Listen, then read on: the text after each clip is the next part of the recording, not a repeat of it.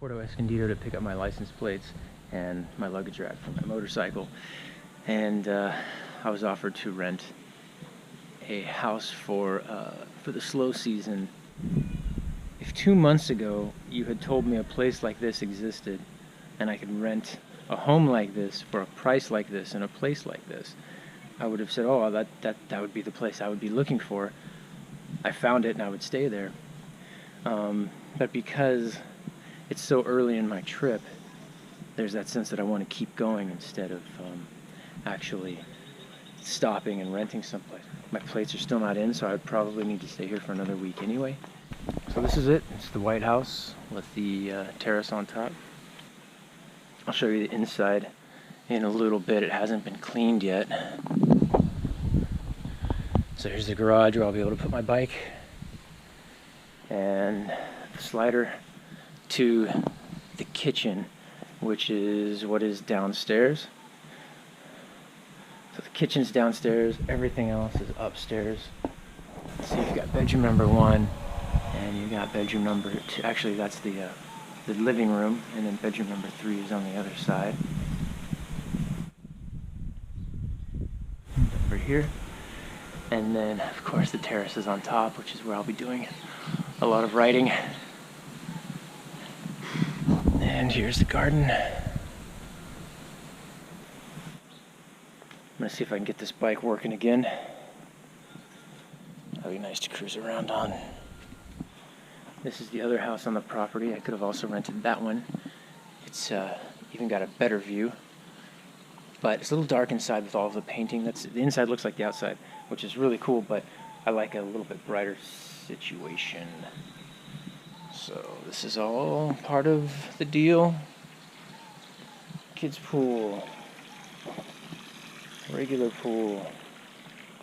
So this is what I'll be doing for the next month, and maybe taking some short road trips, trying to put that 1,000 kilometers on my motorcycle so that it's fully broken in, ready to go, and then I can ride it as hard as I want to or need to for longer distance trips.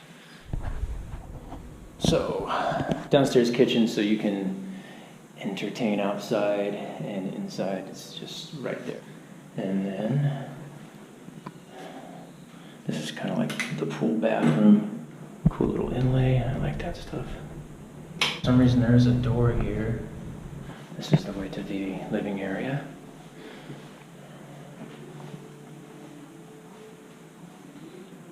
I like the sofa. I think this turns into another bed, which is nice.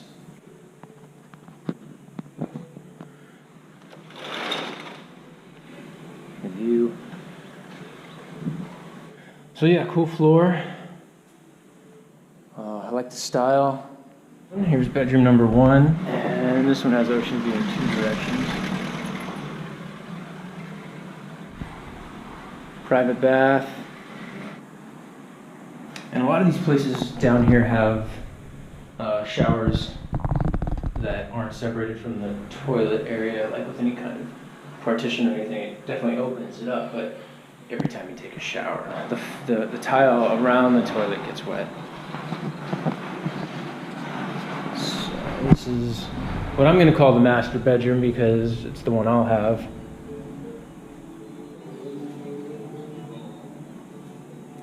So yeah, this would be the bedroom I'll take. Same thing, bathroom, just a little bigger. Now we'll show you upstairs. It's a cool little place, I already like it. I've only been here for a few minutes. Looking forward to doing a month here and kind of seeing how it feels. Because right now it feels great. This is actually an unfinished penthouse. So in the meantime, it is kind of just a terrace.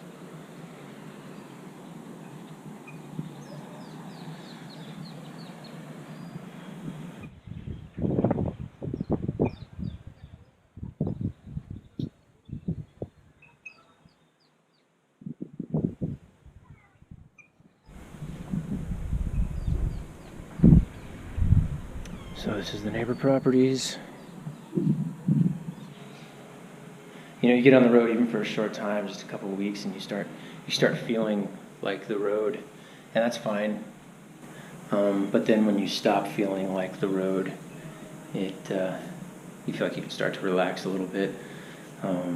But the road is very inspiring. Definitely brings a fire that I probably can't live without. I've only been in this place for a couple hours and feeling uneasy. It takes some getting used to, this idea that everything's fine. There's nothing I need to be looking out for.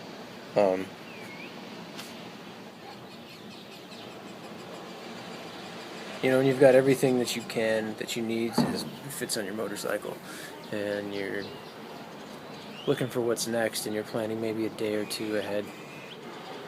It's just a totally different feeling than settling into a nice house with a view and a pool and a bed. And yesterday was the last day of Semana Santa, so everybody's gone home now, so everything's changed.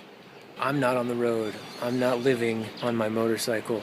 I'm not surrounded by people who are traveling and partying and all that type of energy. Like, all of a sudden, everything's dead. I have a house that I live in now.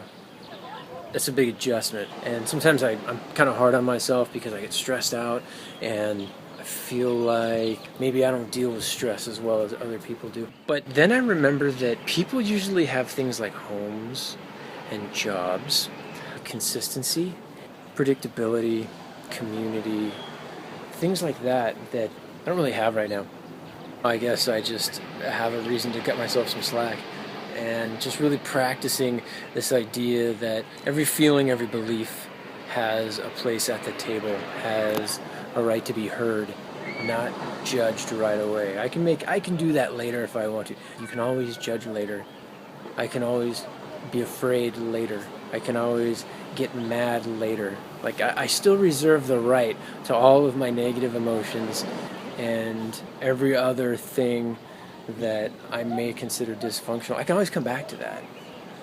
I can always come back to the anxiety. I don't have to put it down forever, but being without it, it's just an option if I want it. So it helps to remember that. But yeah, I'm afraid to touch anything. I was gonna lean on this, but seriously, you can't take stuff like that for granted up here or down here, man. That might be like the key to the whole place. That may be the linchpin that makes everything come down. I'm gonna show you what everything looks like. That whole everything. Anyway, just going easy on myself a little bit, allowing myself to make adjustments, and remembering every day to wake up and say, today probably won't go the way you're expecting.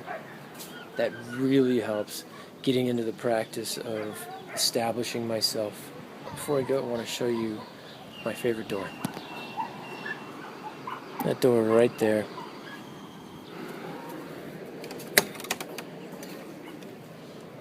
That is a door to a staircase that just goes down in a down spiral.